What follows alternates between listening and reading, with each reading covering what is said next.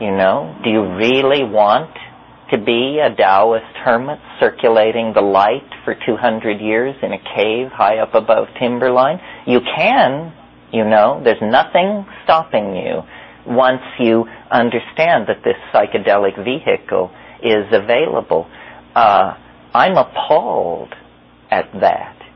I mean, it's one thing to change your life to be nicer to your coworkers.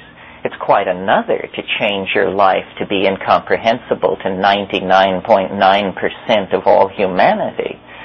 So once you have the psychedelic tool in hand, then real choices have to be made. What is this to you? Is it simply something that you do once or twice a year to affirm to yourself that it's possible? Or is it something that you can use in some way for your good and the world's? That's sort of where I have come to rest, and I hope it's not a delusion. But I think that there are ideas out there, and that they don't do any good out there, that they only have efficacy if brought into 3 dimensions. And there are all kinds of ideas.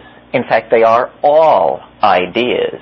So we're talking about a more efficient internal combustion engine, how people can learn to love each other, how to save the planet, the most efficient way of packing crackers in a box for long shelf life and low destruction of their structural integrity. It doesn't matter what the problem is. The answer can be found out there. Well, it puts people who are into this psychedelic thing in an entirely different stance from all other spiritual seekers, because all other spiritual seekers are furiously seeking.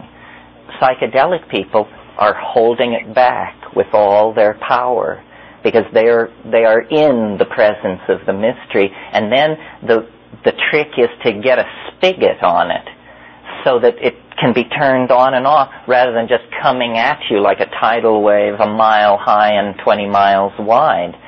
So it's a different problem, an embarrassment of riches, an embarrassment of access to past, present, future, alien dimensions, mantra-hoarding elves, and promise-bearing demons.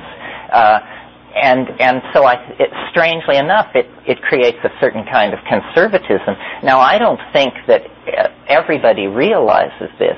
Many people take psychedelics in order to prove to themselves that they can, and then gain acceptance from their social group. It's a way of fitting in. But those people, you can always evade the mystery. Not always. But if you're trying to, from the get-go, you can evade fully confronting the mystery.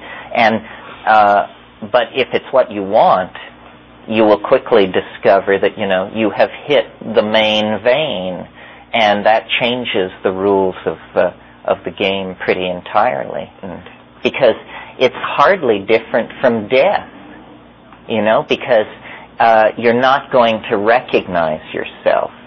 That's the point that I wanted to make in talking about the guy up on Cold Mountain. Once he ran a gas station, once he followed the Dodgers, but then it all began to slide in this certain direction, and he is no longer recognizable to himself. Carlos Castaneda has Don Juan say, "You must lose your personal history." Well, I don't know whether Don Juan is a real person or whether he ever said that, but it's interesting, that notion. How many of us would be willing to become unrecognizable to ourselves? And yet, obviously, that's the path that one is on. And so then you just decide, well, is there an obligation to go to the end? Do I have to become a genie? Do I have to become a Taoist sage, an immortal? And I think the answer is no. One doesn't have to do that. Buddhism creates the notion of the bodhisattva. That is, in a way, this same thing. It's where you're just about to go over the hill into incomprehensibility, And then you say, wait a minute, what about the people in the prisons, the naked, the hungry, the oppressed? And you pull back and say, no, I forswear enlightenment until the last being attains enlightenment. Well, it's a noble gesture, but I'll bet these bodhisattvas make this vow with a tremendous sigh of relief.